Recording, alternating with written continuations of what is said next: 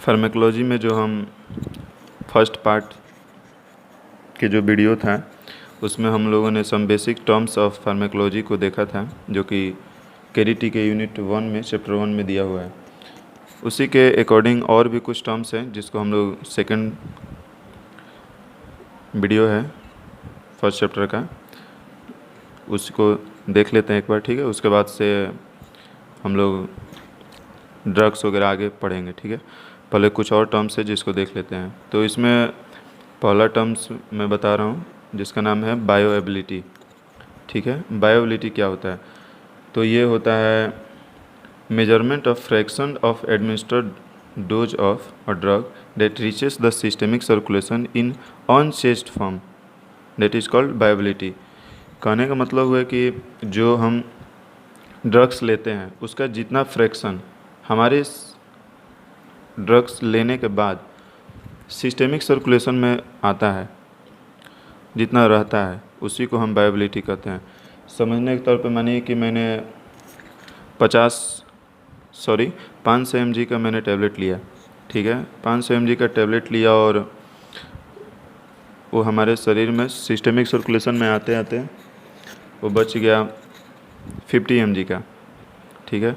तो that is our bioavailability, not 500 mg is our bioavailability. अब तो समझ में आ गया होगा कि बायोएबिलिटी क्या होता है। जितना हम ड्रग का डोज अपने शरीर में लेते हैं लेकिन सिस्टेमिक सर्कुलेशन में आते आते वो जितना डोज बच जाता है, डेट इज़ कॉल्ड बायोएबिलिटी, ठीक है। तो अब इससे अंदाज़ा लगा सकते हैं कि सबसे ज़्यादा बायोएबिलिटी किसका हो सकता है। तो सबसे ज़्यादा अकॉर्डिंग टू नोट्स सबसे ज़्यादा बायोएबिलिटी आईवी की होगी, जो हम लोग इंट्रावेनमस जो डोज लेते हैं इंजेक्शन के तौर पे, उसका 100% बायोएबिलिटी है, ठीक है। उसके बाद से सेकंड बायोएबिलिटी ऑफ है वो है ओरल रूट का, ठीक है। और ये ओरल रूट क्यों आईवी से कम होता है, इसका 2 कारण दिया हुआ है। एक कारण है कि इनकम्प्लीट ऑब्जर्प्शन फ्रॉम जीआईटी, मतलब जीआईटी से 100% ऑब्जर्प्शन नहीं हो पाता है। जो हम मेडिसिन लेंगे उसका 100% जीआईटी में ऑब्जर्प्शन नहीं होगा, जितना होगा वहीं बायोएबिलिटी रह जाएगा। सेकंड हो जाएगा metabolic in intestinal wall, liver, first pass metabolism. कहने का मतलब कि बहुत सारा जगह मेटाबॉलिज्म होता है इसका, जिसके कारण उसके बायोएबिलिटी और घट जाती है।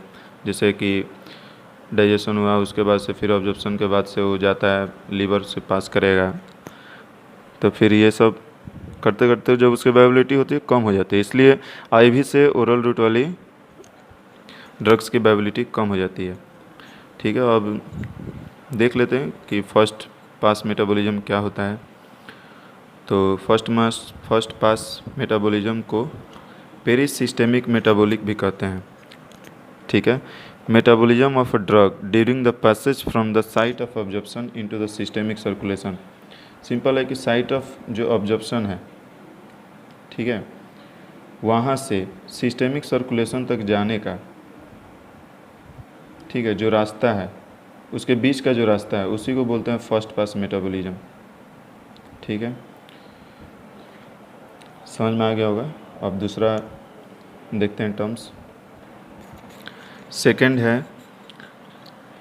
सेकंड जो टर्म है वो है फिक्स्ड डोज कॉम्बिनेशन, जिसको शॉर्ट फॉर्म में एफडीसी बोलते हैं।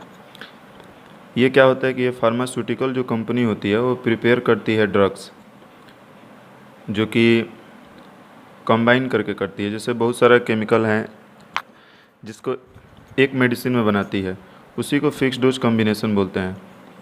कहने के तौर पर हो गया कि जैसे ऐसे डिफाइन जो डेफिनेशन दिया हुआ है, it is pharmaceutical preparation containing 2 और मोर डोजेज इन सिंगल फार्मूलेशन।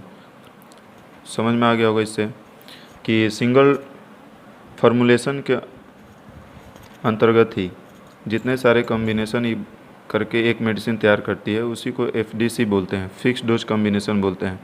जैसे मानिए हमको कालपोल है, एसिलोफिनैक हो गया, और भी जो भी केमिकल एक डाल के एक हमको टैबलेट बनानी है, तो एक टैबलेट तो एक ही बना लेकिन सारा केमिकल को हमने डाल दिया। अगर इसी को अलग अलग बनाना होता है, पैरासीटामोल अलग बना दे, एसिलोफिनैक अलग बनाते, फिर कोई और ड्रग लेकर अलग बनाते, तो इसे 4 टैबलेट हमको खाना पड़ता है। इस तरह से हमको सिंगल टैबलेट से हमारा सारा काम सॉर्ट आउट हो जाएगा, इसलिए इसका ज़रूरत पड़ा। और ये फिक्स डोज कॉम्बिनेशन इसमें बहुत हेल्पफुल होता है। कि हमको ज़्यादा डोज नहीं लेना पड़ेगा, सिंगल डोज से हमारा काम चल जाएगा। इसका एडवांटेज ये सब है कि it is convenient and better for patient complaints, cost saving होता है, ड्रग्स में have synergic action, side effect of one drug में बी न्यूट्रलाइज्ड बाय अदर। अब ये जो फोर्थ पॉइंट है कि side effect of one drug में बी न्यूट्रलाइज्ड बाय अदर, इसको कैसे समझोगे?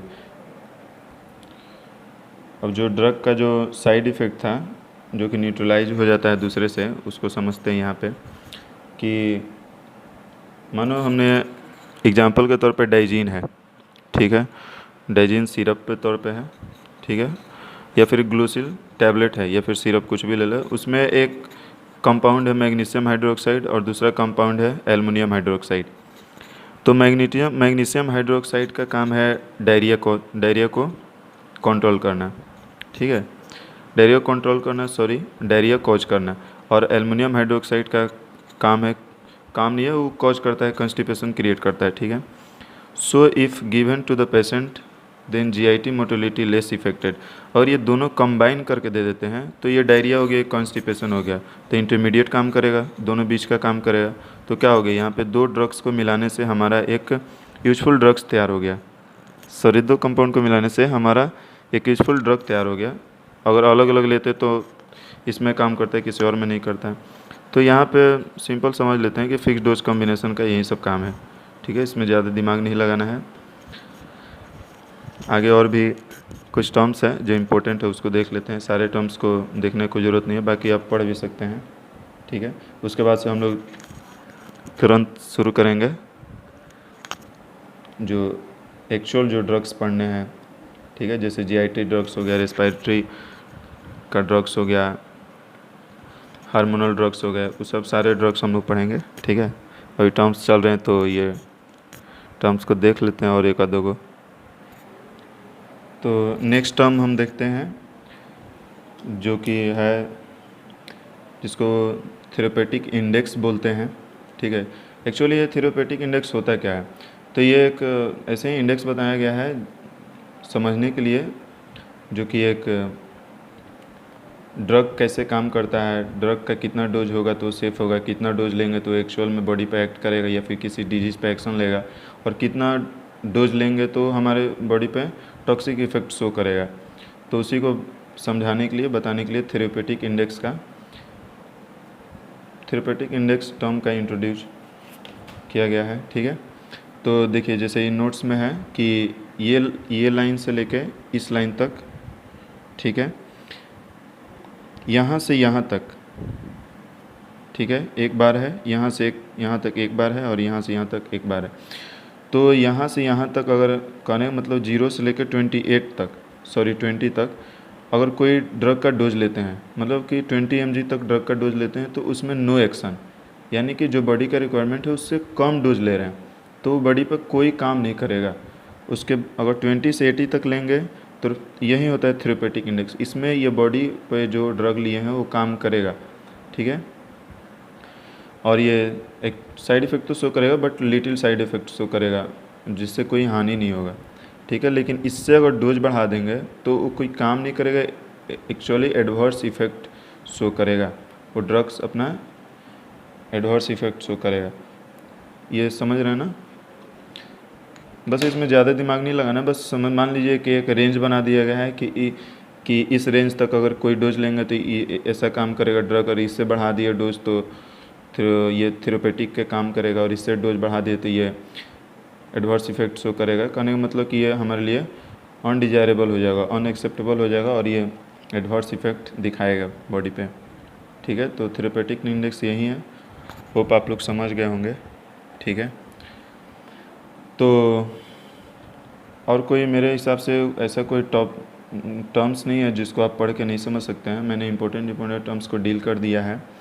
बाकी जो टर्म्स आपको नहीं लग रहे होंगे कि प्रॉब्लम है, उसको आप पूछ सकते हैं, कमेंट सेक्शन में पूछ सकते हैं, या फिर बहुत माध्यम है पूछने के लिए, ठीक है। Okay, thank you.